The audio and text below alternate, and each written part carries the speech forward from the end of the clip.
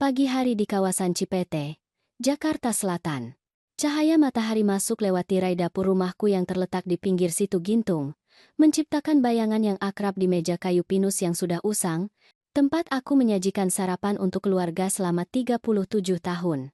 Saat aku mengisi cangkir kopi, mataku tertuju pada sebuah benda, kunci perahu kuningan yang tergantung pada gantungan di dekat pintu belakang, berkilauan di sinari mentari.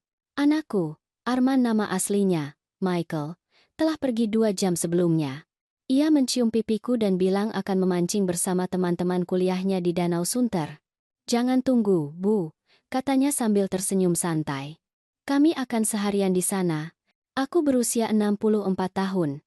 Orang bilang aku tipe wanita yang sopan, baik, sering membuat kue lapis untuk acara arisan, dan tidak pernah absen di pengajian ibu-ibu. Namun, 37 tahun menjadi seorang ibu telah mengajarkanku untuk mempercayai insting. Kunci itu menggangguku. Aku meraih ponsel dan menelepon Arman. Ia mengangkatnya setelah dering ketiga. Suaranya riang. Halo Bu. Ada apa? Hanya mengecek nak. Bagaimana hasil memancingnya? Tanyaku. Baru saja kasih makan ikan. Ia tertawa. Belum dapat apa-apa. Tapi harinya indah sekali di sini. Aku mendengar suara-suara lain di latar belakang, seperti musik. Semuanya terdengar normal. Tapi, kunci itu. Setelah menutup telepon, aku masih berdiri sambil memegang cangkir kopi, menatap kunci itu. Arman selalu mengambil kunci utama di gantungan ini. Selalu. Itu kebiasaan. Kecuali jika ia tidak benar-benar berada di Danau Sunter. Aku menaruh kopi, tanganku tiba-tiba gemetar. Suamiku, Budi nama, aslinya Robert, meninggal 3 tahun lalu. Arman adalah satu-satunya anakku, jiwaku. Satu-satunya yang tersisa sejak Budi tiada. Kami selalu dekat, jujur satu sama lain. Aku mengambil ponsel lagi. Lalu, aku membuka aplikasi pelacak keluarga yang kami sepakati untuk dipakai setelah wafatnya Budi. Demi keamanan saja, kata kami. Arman tidak pernah keberatan. Saat titik biru itu muncul, napasku tercekat. Arman tidak ada di Danau Sunter. Titik itu berdenyut dari sebuah lokasi hampir 70 km ke selatan, di kawasan industri pinggiran kota Bandung. Nama aslinya Traverse City. Aku memperbesar peta. Yantungku berdebar. Lokasi itu tampak seperti kompleks gudang. Sekumpulan bangunan rendah tak bernama, di dekat rel kereta tua. Mengapa Arman membohongiku tentang memancing? Aku melihat lebih dekat. Bangunan-bangunan itu tampak ditinggalkan. Ini bukan tempat anak kuliahan berkumpul. Ini tempat yang didatangi orang karena alasan tertentu. Alasan yang ingin mereka rahasiakan. Aku duduk dengan berat di meja dapur. Pikiranku berlari kencang. Perselingkuhan? Tapi mengapa berbohong dengan cerita memancing yang rumit ini? Aku mengecek jam. Baru lewat pukul 10 pagi. Arman bilang mereka akan seharian. Ini memberiku waktu. Waktu untuk apa? Aku belum yakin. Aku membuka laptop dan mencari alamat itu. Bangunan itu terdaftar sebagai bagian dari kompleks industri yang sebagian besar kosong sejak pabrik tutup. Beberapa bisnis kecil menyewa di sana. Bengkel mobil, fasilitas penyimpanan, dan sesuatu bernama Konsultan Nusantara. Aku mengklik Konsultan Nusantara. Situs webnya sederhana, profesional tapi samar. Solusi bisnis strategis. Konsultasi investasi. Layanan klien privat. Tidak ada foto kantor atau daftar staf. Ponselku bergetar. Pesan dari menantuku. Ayu nama aslinya Vanessa. Arman menikahinya 2 tahun lalu. Ia cantik dan rapi, dengan senyum tajam yang tidak pernah mencapai matanya. Halo ibu, hanya ingin mengingatkan makan malam Jumat. Pukul 6 tepat. Arman dan aku punya sesuatu yang menarik untuk dibicarakan dengan ibu. Aku menatap tanda seru itu, merasakan ketidaknyamanan yang selalu kurasakan di sekitar Ayu. Ada sesuatu yang berlebihan, seperti ia sedang memainkan peran. Aku membalas konfirmasi singkat, sesuatu yang menarik untuk dibicarakan. Di malam Jumat, dengan Arman yang berbohong tentang keberadaannya, dan titik biru itu berdenyut dari gudang misterius. Aku berjalan ke jendela, melihat ke arah Situ Gintung. Perahu kami tertambat, bergoyang pelan. Budi membelinya sebelum ia meninggal. Aku mengambil keputusan saat itu juga. Aku akan pergi ke Bandung. Aku akan melihat sendiri apa yang dilakukan anakku di kawasan gudang itu. Bukan karena aku tidak mempercayainya, meskipun kepercayaan itu mulai retak, tapi karena seorang ibu tahu ketika ada yang tidak beres. Aku meraih tas dan kunci, berhenti di pintu belakang untuk menatap kunci perahu kuningan itu sekali lagi. Lalu, aku mencabutnya dari gantungan dan menyelipkannya ke saku. Bukti. Bukti bahwa cerita Arman tidak benar. Perjalanan memakan waktu 45 menit. Aku terus mengecek ponselku. Titik biru itu tidak bergerak. Apapun yang Arman lakukan, ia tetap di sana. Kawasan gudang itu tampak lebih buruk daripada di peta. Aku menemukan bangunan yang cocok dengan lokasi Arman dan parkir di seberang jalan. Tanganku gemetar. Apa yang kulakukan? Mengintai anakku sendiri? Aku menunggu, mengamati. Tidak ada tanda nama, hanya nomor yang dicat di dinding beton. Ada 3 mobil di tempat parkir kecil di sampingnya, BMW hitam, Lexus perak, dan Honda Civic biru milik Arman. Jantungku mencelos. 20 menit berlalu. Lalu, pintu samping bangunan terbuka, dan 3 pria keluar. Arman adalah salah satunya, tertawa menanggapi sesuatu yang dikatakan pria lain. 2 pria lainnya lebih tua, mungkin 50-an. Keduanya mengenakan jas mahal. Mereka tidak terlihat seperti teman memancing. Mereka berbicara sebentar. Arman tampak bersemangat. Salah satu pria menepuk bahu Arman, dan mereka bersalaman sebelum kedua pria tua itu masuk ke BMW dan pergi. Arman mengecek ponselnya, lalu masuk ke Honda dan meninggalkan tempat itu. Aku menunggu sampai ia tak terlihat, lalu keluar dari mobil dan berjalan menyeberang jalan ke bangunan tak bertanda itu. Pintu samping terkunci. Aku mencoba pintu depan, juga terkunci. Di balik jendela kecil, kulihat lorong yang remang-remang. Bisa saya bantu? Aku terlonjak. Seorang pria berdiri di belakangku. Ia dari bengkel mobil sebelah. Oh, kataku, memegang dadaku. Anda mengejutkan saya. Saya mencari konsultan Nusantara. Saya pikir mereka ada di gedung ini. Pria itu mengerutkan kening.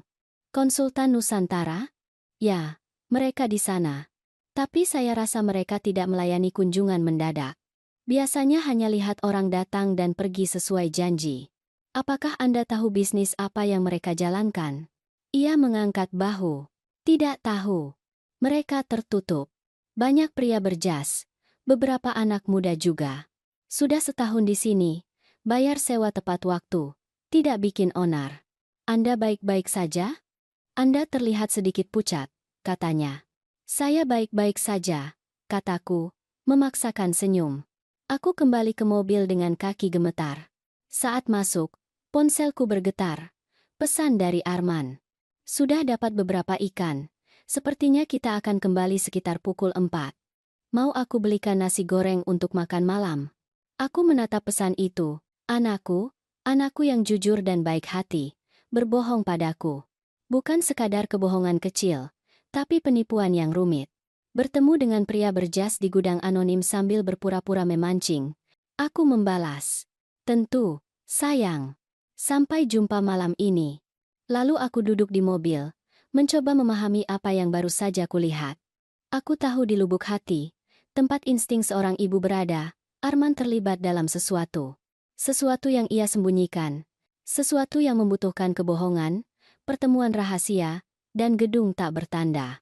Aku kembali ke rumah. Pukul 4:30 menit. Kudengar mobil Arman di jalan masuk. Ia masuk melalui pintu belakang, membawa bungkusan makanan dan tersenyum. Halo Bu. Aku belikan sate ayam kesukaan Ibu, katanya. Aku menatap anakku, pria yang kubesarkan ini, dan melihat orang asing dengan wajahnya. Bagaimana memancingnya? Tanyaku.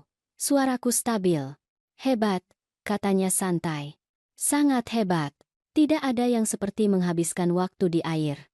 Ia mencium pipiku dan mulai membongkar makanan. Aku hanya duduk, melihatnya berbohong. 3 hari berikutnya terasa sangat lambat. Pikiranku terus berputar di sekitar gudang itu, pria berjas itu, dan kebohongan Arman. Rabu sore, saat Arman mengaku sedang mengikuti kelompok belajar, aku melakukan sesuatu yang tidak pernah kubayangkan. Aku masuk ke kamar lamanya dan mencari-cari barangnya. Tanganku gemetar. Di dalam kotak di rak, ada laporan bank. Aku tahu aku seharusnya tidak melihat, tapi jari-jariku sudah membuka kertas-kertas itu. Setoran. Dalam jumlah besar. 50 juta rupiah di sini, 75 juta rupiah di sana, 100 juta rupiah 2 minggu lalu. Semuanya ditandai sebagai biaya konsultasi dari konsultan Nusantara. Arman adalah mahasiswa pasca sarjana. Ia bekerja paruh waktu. Dari mana uang ini berasal? Aku memotre laporan itu. Saat kututup pintu lemari, kudengar pintu depan terbuka. Ibu, ada di rumah? Suara Ayu. Aku menemuinya di dapur. Oh, itu ibu. Ia tersenyum dengan senyum terbiasanya. Aku bawakan bunga anggrek. Supaya rumah ini lebih cerah. Terima kasih, kataku. Jadi, apakah ibu bersemangat tentang Jumat? Tanya Ayu. Ini akan mengubah segalanya, Bu. Segalanya? Arman belum memberitahuku apa-apa. Kataku hati-hati. Oh, lebih baik sebagai kejutan. Ia melambaikan tangan. Percayalah, ibu akan sangat bangga padanya. Kami sudah bekerja keras, membuat koneksi yang tepat. Ia berhenti, matanya menilaiku. Tahukah ibu, rumah ini terlalu besar untuk ibu sekarang. Mengapa ibu tidak mencari yang lebih kecil? Kondominium yang bagus di kota. Mungkin, ibu bisa menyederhanakan hidup ibu. Aku merasa tulang punggungku tegak. Aku 64 tahun, Ayu, bukan 90. Aku sepenuhnya mampu mengurus rumahku sendiri. Oh, aku tidak bermaksud. Ia tertawa, tapi tanpa kehangatan. Aku hanya memikirkan ibu. Itu saja. Kami semua memikirkan ibu. Sebelum aku bisa menjawab, ponselku berdering. Nomor tak dikenal. Permisi, kataku. Nyonya Siti, nama aslinya Eva Brendel? Suara pria. Ya. Ini detektif Joko, nama aslinya Robert Chen, dari Kepolisian Kota Bandung. Saya menelepon mengenai beberapa kegiatan yang kami pantau di wilayah Anda. Apakah Anda punya waktu beberapa menit untuk bicara? Darahku berubah menjadi es. Kegiatan? Kegiatan macam apa? Saya lebih suka membahas ini secara langsung. Apakah Anda bisa besok sore? Katakanlah pukul 2 di kantor polisi. Ya, tentu saja. Apakah anakku baik-baik saja? Ini bukan tentang keselamatan siapapun, Nyonya Siti, tapi ada beberapa pertanyaan yang perlu saya ajukan. Tolong jangan sebutkan panggilan ini kepada siapapun. Itu penting. Ia menutup telepon. Detektif. Keterlibatan polisi. Semuanya baik-baik saja? Ayu muncul di ambang pintu, matanya terlalu ingin tahu. Hanya telepon dari bank. Aku berbohong. Aku harus mulai memasak. Sebenarnya, Arman dan aku akan keluar malam ini. Ada pertemuan makan malam. Tapi sampai jumpa Jumat. Pukul 6 tepat. Jangan terlambat. Kami punya banyak hal untuk dirayakan. Setelah ia pergi, aku tenggelam di sofa. Keesokan harinya, aku pergi ke perpustakaan umum. Aku mengetik konsultan Nusantara, Bandung di mesin pencari. Hasilnya sedikit. Lalu, tersembunyi jauh di bawah, ada artikel berita lokal dari 6 bulan lalu. Penyidik federal selidiki perusahaan investasi lokal terkait penyelidikan penipuan multiwilayah. Artikel itu singkat, menyebutkan beberapa perusahaan yang diselidiki atas kemungkinan skema piramida. Konsultan Nusantara tidak disebutkan secara spesifik, tetapi menyebutkan beberapa perusahaan konsultasi di wilayah Bandung yang menjanjikan keuntungan yang luar biasa tinggi kepada investor. Anakku terlibat dengan perusahaan yang berada di bawah penyelidikan federal. Pukul 2 sore itu, aku duduk di seberang detektif Joko di sebuah ruangan kecil di kantor polisi. Nyonya Siti, seberapa banyak yang Anda ketahui tentang kegiatan bisnis anak Anda? Sangat sedikit. Ia mahasiswa pasca sarjana, bekerja di perpustakaan, dan Anda tidak tahu sumber pendapatan lain? Aku ragu. Tapi detektif itu mengawasiku. Aku tidak pandai berbohong. Saya menemukan beberapa laporan bank. Aku mengakui pelan. Setoran besar dari konsultan Nusantara. Saya tidak tahu untuk apa. Detektif Joko mengangguk. Nyonya Siti, kami telah menyelidiki konsultan Nusantara selama 8 bulan. Mereka menjalankan apa yang kami yakini sebagai skema piramida yang canggih. Mereka merekrut anak-anak muda, seringkali mahasiswa pasca sarjana, untuk merekrut investor baru. Para perekrut mendapat biaya yang besar untuk setiap orang yang mereka rekrut. Ruangan itu terasa miring. Arman merekrut orang ke dalam penipuan. Kami belum memiliki cukup bukti untuk melakukan penangkapan. Itulah mengapa saya harus bertanya. Apakah anak Anda atau istrinya pernah membahas peluang investasi dengan Anda? Meminta Anda menandatangani surat apapun? Menyebutkan aset atau properti Anda? Pikiran tentang perkataan Ayu kembali dengan jelas. Rumah ini terlalu besar untuk ibu. Menyederhanakan hidup ibu. Tidak secara langsung, kataku. Tetapi mereka ingin makan malam dengan saya Jumat malam. Untuk membahas sesuatu yang menarik, sesuatu yang akan mengubah segalanya. Ekspresi detektif Joko menggelap. Nyonya Siti, Anda harus sangat berhati-hati. Operasi ini ahli dalam manipulasi. Mereka menargetkan anggota keluarga karena ada kepercayaan yang terbangun. Jika mereka meminta Anda menginvestasikan uang atau menjaminkan properti, jangan pernah. Ia menyelipkan sebuah kartu di seberang meja. Jika terjadi sesuatu pada Jumat malam, apapun yang membuat Anda tidak nyaman, saya ingin Anda segera menelepon saya. Dan tolong, rekam percakapan itu jika bisa. Aku pulang dalam kabut ketidakpercayaan dan ketakutan. Ini tidak mungkin nyata, bukan armanku. Malam itu, aku duduk di meja kerja Budi dan memeriksa dokumen keuangan kami. Rumah ini lunas, bernilai sekitar 6 miliar rupiah. Aku memiliki asuransi jiwa Budi, sekitar 4 miliar rupiah. Aku tidak kaya, tapi nyaman. Cukup nyaman untuk menjadi target. Aku menemukan perekam suara lama Budi. Besok malam, aku akan merekam semuanya. Saat aku meletakkan perekam di tas, ponselku bergetar. Pesan dari Arman. Bu, bisakah ibu membawa sertifikat rumah besok malam? Ayah Ayu punya beberapa pertanyaan tentang tarif asuransi rumah. Dia membantu kami mencari tahu polis kami sendiri. Aku menatap pesan itu, hatiku membatu. Mereka bahkan tidak lagi bersikap halus. Aku mengetik balasan. Tentu, sayang. Sampai jumpa besok. Lalu, aku duduk sendirian dalam kegelapan yang menyelimuti. Jumat pagi tiba. Aku membuat kopi dengan tangan gemetar, menatap sertifikat rumah yang kuambil dari kotak deposit aman. Rumahku. Rumah Budi dan aku. Mereka ingin aku membawa dokumen ini. Aku menelepon temanku. Siti, nama aslinya Karin. Siti adalah seorang pengacara properti pensiunan. Setengah jam kemudian, aku duduk di dapur Siti. Mereka mau sertifikat itu? Siti melepas kacamata bacanya. Siti, itu tidak masuk akal. Kau tidak butuh sertifikat rumah untuk mendapat penawaran asuransi. Kau hanya butuh alamat. Aku menceritakan segalanya. Gudang itu, laporan bank, detektif Joko, penyelidikan skema piramida. Ya Tuhan. Sayang, katanya pelan. Ini lebih buruk dari yang kukira. Jika mereka terlibat dalam skema piramida yang runtuh, mereka putus asa. Orang putus asa melakukan hal-hal putus asa. Arman dan Ayu butuh uang cepat. Uangmu, ekuitasmu. Mereka mungkin mencoba membuatmu ikut menandatangani pinjaman dengan rumahmu sebagai jaminan, atau meyakinkanmu untuk menambahkan nama mereka ke sertifikat. Ia berhenti. Ekspresinya muram.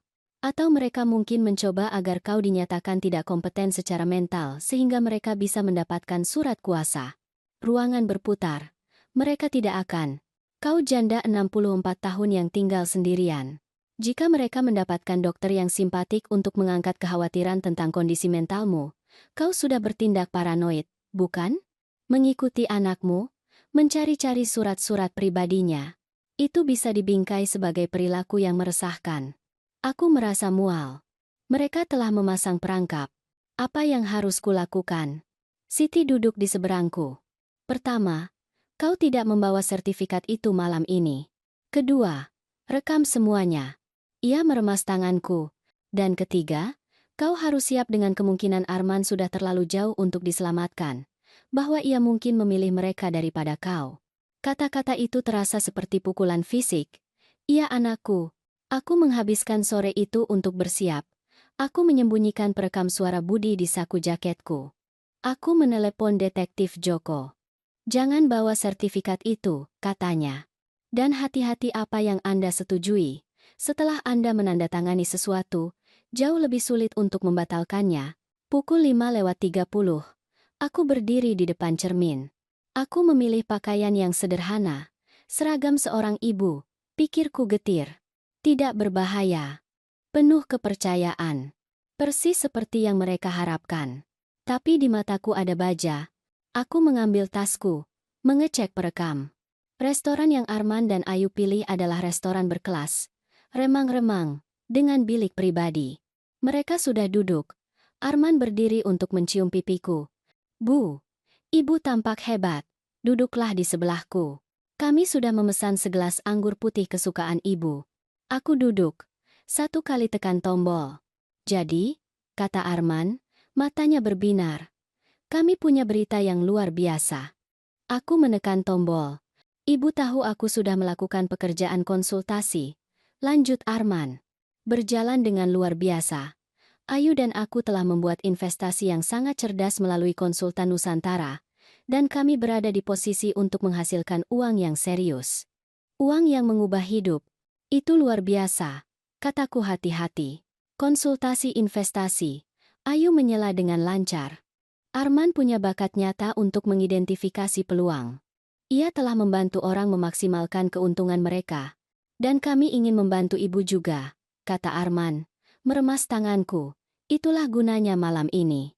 Kami punya peluang untuk ibu yang bisa melipat gandakan kekayaan bersih ibu 3 kali lipat dalam 2 tahun. Perutku menegang. 3 kali lipat? Setidaknya, kata Ayu. Tapi itu membutuhkan investasi modal. Itulah sebabnya kami ingin bicara dengan ibu tentang rumah. Itu dia. Ada apa dengan rumah? Suaraku netral. Arman mencondongkan tubuh ke depan. Ekspresinya sungguh-sungguh. Bu, ibu punya lebih dari 500 miliar ekuitas. Hanya terkunci di properti itu. Uang mati. Jika ibu mengambil kredit dari rumah, katakanlah 4 miliar rupiah, dan menginvestasikannya melalui konsultan Nusantara, ibu bisa mengubahnya menjadi lebih dari 10 miliar rupiah dalam waktu kurang dari 2 tahun.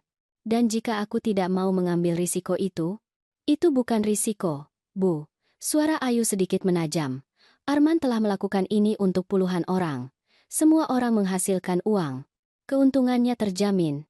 Tidak ada yang terjamin, pikirku. Kecuali bahwa kau membohongiku.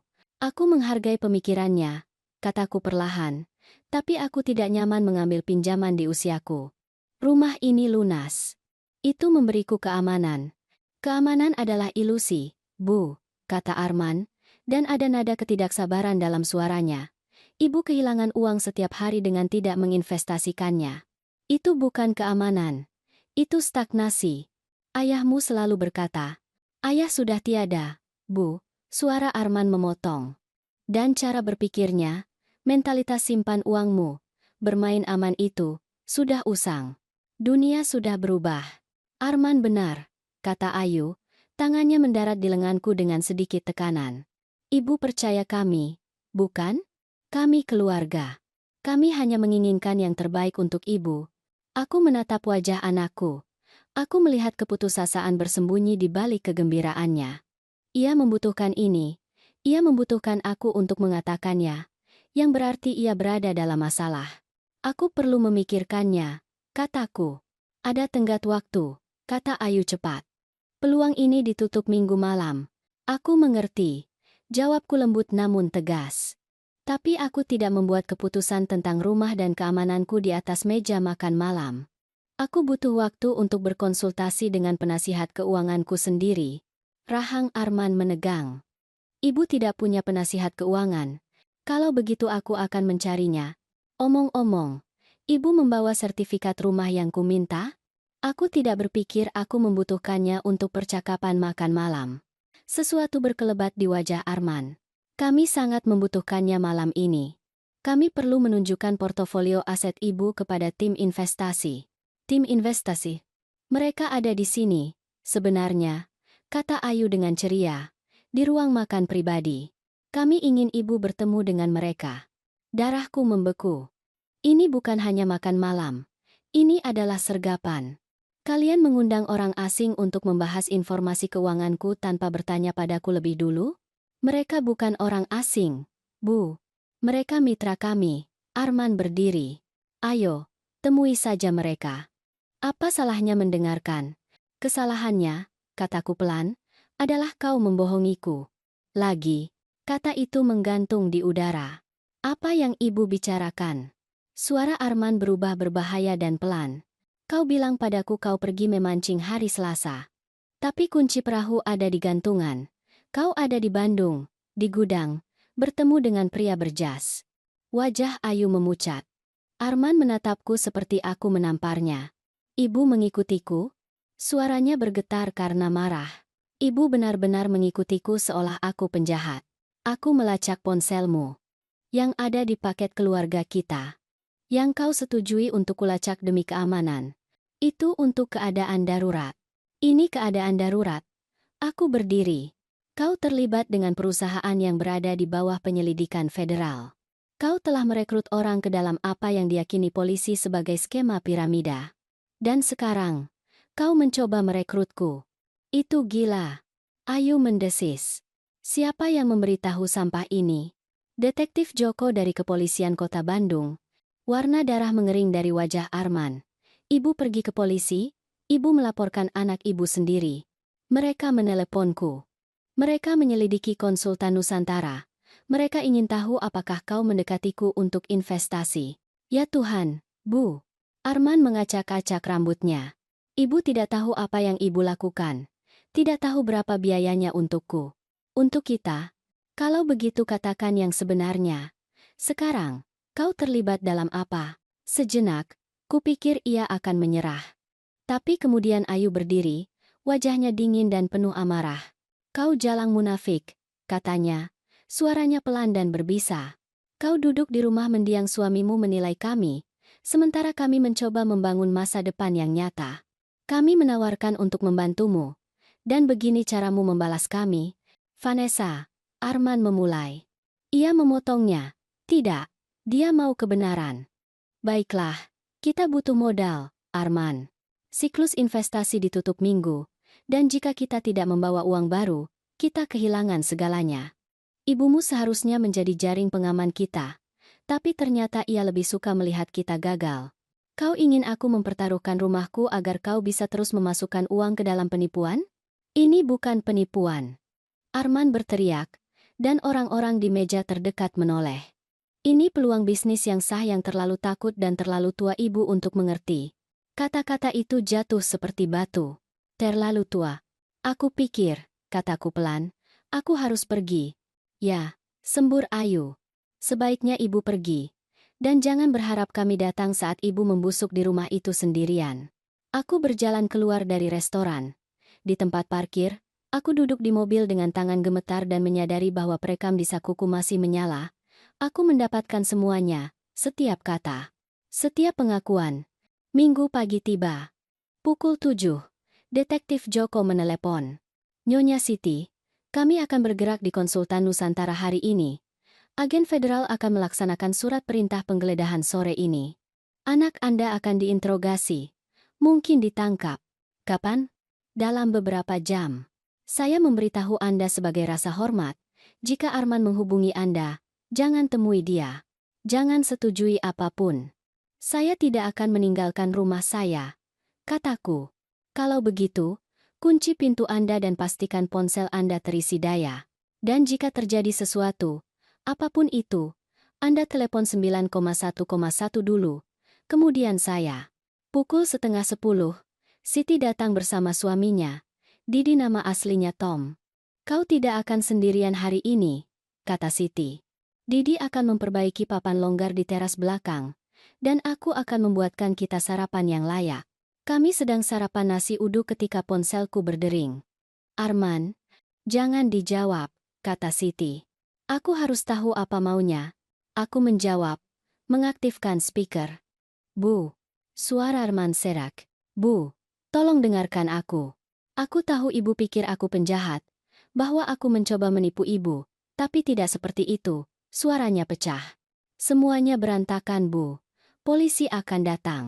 Keluarga Ayu telah memutuskan hubungan dengan kami, dan aku ingin ibu mengerti bahwa aku tidak pernah bermaksud menyakiti ibu. Meskipun segalanya, hatiku terpilin. Lalu mengapa kau berbohong padaku? Mengapa kau mencoba memanipulasiku untuk mempertaruhkan rumahku? Karena aku bodoh. Karena Ayu meyakinkanku bahwa semuanya sah. Bahwa kami membantu orang menghasilkan uang. Dan pada saat aku menyadari apa itu sebenarnya, aku sudah terlalu jauh. Mereka punya catatan tentang semua orang yang kurekrut, Bu. Semua orang yang kubawa. Aku bisa dipenjara bertahun-tahun. Kau seharusnya datang kepadaku saat pertama kali kau menyadari itu salah. Aku tahu. Tuhan. Aku tahu itu sekarang. Ia menangis. Tapi kupikir aku bisa memperbaikinya. Kupikir jika aku hanya membawa cukup modal untuk menstabilkan dana, aku bisa mengembalikan uang semua orang dan pergi. Hanya itu yang kucoba lakukan. Memperbaiki kesalahanku. Dengan menjadikanku kesalahanmu juga? Keningan. Kemudian. Aku butuh 200 juta rupiah, Bu. Hanya 200 juta rupiah. Dan aku bisa menyewa pengacara yang cukup baik untuk mungkin menjauhkanku dari penjara. Aku anakmu. Kumohon. Mataku bertemu dengan Siti. Ia menggelengkan kepala. Aku tidak bisa melakukannya, Arman. Tidak bisa atau tidak mau. Keduanya. Keheningan panjang lagi.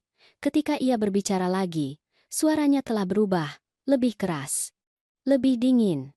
Kalau begitu, kurasa ibu telah membuat pilihan ibu. Jangan harap aku memaafkan ibu untuk ini. Ketika aku di penjara, ketika hidupku hancur, ingatlah bahwa ibu bisa menghentikannya. Arman. Ia sudah menutup telepon. Aku meletakkan ponsel. Siti meraih lenganku. Kau melakukan hal yang benar. Lalu mengapa rasanya begitu salah? Pukul 6 tepat, lampu mobil menyala di jendelaku. Aku melihat Arman, Ayu, dan dua pria yang kukenali dari gudang. Anakku membawa para eksekutif konsultan Nusantara untuk mengintimidasi ibunya sendiri. Aku membuka pintu sebelum mereka mengetuk. Masuklah. Mereka memasuki ruang tamuku. Pria berambut perak, rapi, berusia sekitar 60 tahun, adalah Richard, nama aslinya Richard Crane, CEO konsultan Nusantara. Pria lainnya lebih muda, lebih keras. Nyonya Siti, kata Richard dengan lancar. Terima kasih telah setuju bertemu dengan kami. Aku tidak punya banyak pilihan. Kami semua ada di sini sekarang. Jadi mari kita bicarakan bagaimana kita bisa menyelesaikan situasi ini dengan cara yang menguntungkan semua orang. Ia duduk di kursi favorit Budi. Anda telah menyebabkan masalah besar bagi kami akhir pekan ini. Penyelidikan polisi, aset dibekukan, publisitas buruk. Itu mengganggu saya. Perusahaan Anda adalah penipuan. Itu mengganggu saya. Richard tersenyum. Penipuan adalah kata yang jelek. Kami lebih suka menganggap diri kami sebagai manajer kekayaan yang agresif. Tapi terlepas dari semantik, inilah yang akan terjadi. Anda akan menandatangani pernyataan yang mencabut semua yang Anda katakan kepada polisi. Anda akan mengatakan Anda bingung, mungkin stres karena duka atas kematian suami Anda, dan bahwa Anda salah memahami sifat bisnis Arman. Dan jika aku menolak, maka Arman masuk penjara. Kami memiliki bukti terdokumentasi tentang setiap hal ilegal yang dia lakukan. Penipuan, penipuan kawat, pelanggaran sekuritas, pencucian uang. Tanpa perlindungan kami, jaksa akan melemparkan segalanya padanya. Richard mencondongkan tubuh ke depan. Tetapi jika Anda bekerja sama, kami akan membuat Arman menghilang. Kota baru, identitas baru, catatan bersih. Dia bisa memulai dari awal. Aku menatap anakku. Mereka menawarkannya sebagai umpan. Tahu bahwa aku akan melakukan apa saja untuk melindunginya. Arman, kataku pelan. Lihat aku. Ia mengangkat matanya. Aku melihat rasa malu di sana, dan ketakutan, dan harapan putus asa. Mereka berbohong padamu, kataku padanya. Mereka akan mengkhianatimu saat kau tidak lagi berguna. Kau tahu itu, bukan? Bu, kumohon. Aku mencintaimu. Aku akan selalu mencintaimu. Tapi aku tidak akan membiarkan mereka menang. Lalu, aku menatap Richard dan tersenyum. Anda harus tahu, kataku dengan tenang, bahwa seluruh percakapan ini sedang direkam, dan Detektif Joko dari Kepolisian Kota Bandung dan 2 agen federal mendengarkan setiap kata yang Anda ucapkan. Ruangan meledak menjadi kekacauan. Richard menerjang perekam. Didi lebih cepat, memblokirnya. Detektif Joko dan 2 petugas berseragam menerobos masuk dari pintu depan, dengan senjata terhunus. Jangan bergerak. Angkat tangan di tempat yang bisa kulihat. Endetarimo. Arman membeku di tengah ruangan. Mata kami bertemu. Aku melihat saat yang tepat ia mengerti apa yang kulakukan. Bukan untuk menyakitinya, tetapi untuk memaksakan kebenaran ke dalam cahaya, tempat ia tidak bisa lagi disembunyikan. Kalian semua ditangkap, umum Detektif Joko. Konspirasi untuk melakukan penipuan, intimidasi saksi, percobaan pemerasan, inyebakan. Teriak Richard. Sebenarnya, kataku pelan, aku mengundang Anda, dan Anda datang secara sukarela untuk mengancamku agar diam. Setiap kata ada di rekaman. Saat Joko membacakan hak-hak Richard, Ayu tiba-tiba berbalik kepada Arman. Wajahnya dipenuhi amarah. Ini salahmu. Kau ibu yang menyedihkan, tidak kompeten, dan kau terlalu lemah untuk mengendalikannya. Kau tidak pernah lebih dari sekadar idiot yang berguna.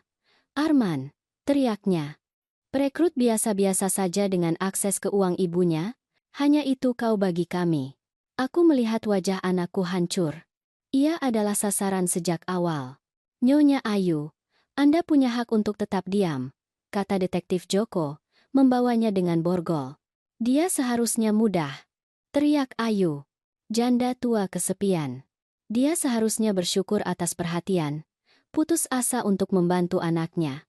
Tapi tidak. Dia harus bermain detektif, harus menghancurkan segalanya. Semua orang dibawa keluar dengan borgol. Tapi Arman tetap berdiri di ruang tamuku. Tidak diborgol, terlihat bingung. Apakah aku ditangkap juga? Ia bertanya pada Joko pelan. Itu tergantung padamu, kata Joko. Rekan-rekan saya dari FBI ada di luar. Mereka ingin membahas kerjasamamu dengan penyelidikan mereka. Kau punya informasi yang mereka butuhkan. Jika kau bersedia bicara, jaksa mungkin bersedia membuat kesepakatan. Arman menatapku, matanya penuh air mata. Bu, aku. Pergi dan bicara dengan mereka, kataku. Katakan semuanya. Kebenaran, Arman. Semuanya. Itu satu-satunya jalan ke depan sekarang. Ia mengangguk, menyeka matanya seperti anak kecil, dan mengikuti detektif keluar. 6 minggu berikutnya adalah kabut. Konsultan Nusantara runtuh total. Richard dan Derek ditahan. Ayu mengajukan gugatan cerai dan menghadapi hukuman penjara. Arman menghabiskan 3 hari diinterogasi oleh penyidik federal, memberikan kesaksian rinci. Sebagai gantinya, jaksa menawarinya kesepakatan pembelaan untuk 1 dakwaan penipuan sekuritas, dengan masa percobaan, pelayanan masyarakat, dan restitusi kepada para korban yang ia rekrut. Bukan penjara, tapi juga bukan kebebasan. Ia meneleponku. Bu, mereka bilang aku bisa pulang jika ibu mau menerimaku. Tentu saja kau bisa pulang. Aku tidak pantas. Tidak, kau tidak pantas. Tapi itu tidak pernah menghentikanku untuk mencintaimu. Ia pindah kembali seminggu kemudian. Kami canggung, menghindari apapun yang penting. Kemudian, pada suatu pagi di bulan November yang dingin, aku menemukannya duduk di dermaga, menatap air. Aku duduk di sampingnya. Aku minta maaf, katanya akhirnya. Untuk semuanya. Karena membohongi ibu. Karena mencoba memanipulasi ibu. Karena membawa orang-orang itu ke dalam hidup ibu. Suaranya pecah. Karena memanggil ibu tua dan takut. Ibu adalah orang paling berani yang kukenal. Aku tahu kau menyesal. Ayu bilang aku akan mudah diyakinkan. Bahwa ibu kesepian dan bingung setelah ayah meninggal. Bahwa ibu akan melakukan apa saja untuk merasa dibutuhkan. Dan aku membiarkan diriku mempercayainya karena itu lebih mudah daripada mengakui apa yang sebenarnya kulakukan. Aku mencuri dari ibuku sendiri. Aku mencoba mencuri rumah ibu, keamanan ibu, segalanya yang ayah usahakan untuk berikan kepada ibu. Ya, kau melakukannya.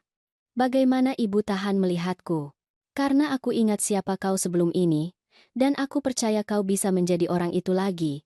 Aku menatapnya. Tapi Arman, kau harus berusaha. Kau harus menghadapi apa yang kau lakukan. Perbaiki dengan sungguh-sungguh. Bangun kembali integritasmu hari demi hari. Aku tidak bisa melakukan itu untukmu. Aku tahu. Agen FBI memberitahuku bahwa aku membantu menjatuhkan jaringan yang mencuri lebih dari 400 miliar rupiah dari ratusan orang. Beberapa dari mereka kehilangan segalanya karena perusahaan seperti Konsultan Nusantara, karena orang-orang sepertiku. Kalau begitu habiskan hidupmu untuk memperbaiki itu. Cari pekerjaan yang membantu orang, bukan menyakiti mereka, jujurlah. Bahkan ketika itu sulit, terutama ketika itu sulit, ayah pasti sangat kecewa padaku. Ayahmu juga membuat kesalahan. Kita semua membuat kesalahan. Yang penting adalah apa yang kau lakukan setelahnya. Ia menyandarkan kepalanya di bahuku. Menjelang Natal, Arman mendapat pekerjaan di lembaga nirlaba yang membantu korban kebangkrutan. Ia menggunakan pengetahuan keuangannya untuk membantu orang-orang. Ia membangun kembali dirinya. Pada suatu malam, saat kami mendekorasi pohon Natal, Arman berhenti. "Bu, boleh aku bertanya sesuatu? Bagaimana ibu tahu? Bagaimana ibu mengetahuinya sebelum terlambat?" Aku memikirkan kunci kuningan di gantungan.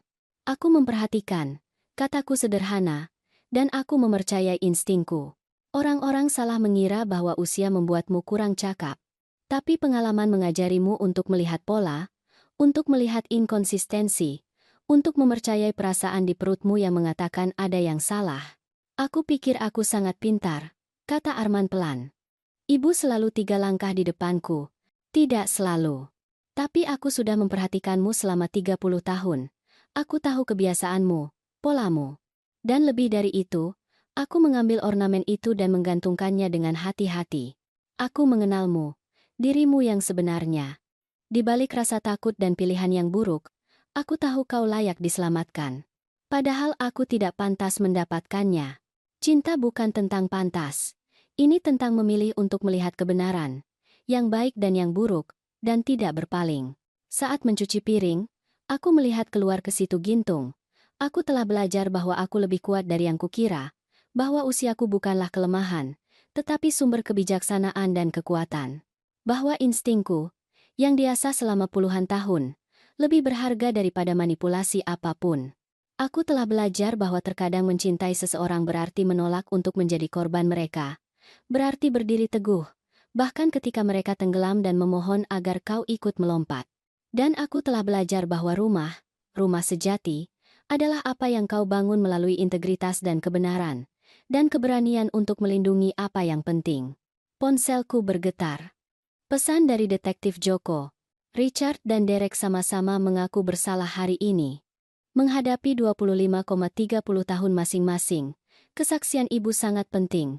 Biro mengirimkan ucapan terima kasih mereka. Aku meletakkan ponselku. Arman muncul di ambang pintu. "Perlu bantuan dengan piring-piring itu?" "Aku mau," kataku. Kami bekerja berdampingan dalam keheningan yang nyaman. Aku melihat salju simbolisasi untuk hujan lebat. Kemurnian mulai turun di seberang situ Gintung. Awal yang baru. Kesempatan kedua. Aku berusia 64 tahun. Aku telah diremehkan, dimanipulasi, dan diancam, dan aku menang. Bukan melalui kekerasan, tetapi melalui kesabaran, kecerdasan, dan keberanian yang teguh untuk menghadapi kebenaran, tidak peduli seberapa menyakitkan itu. Rumahku berdiri tegak di atas fondasinya. Dan begitu juga aku.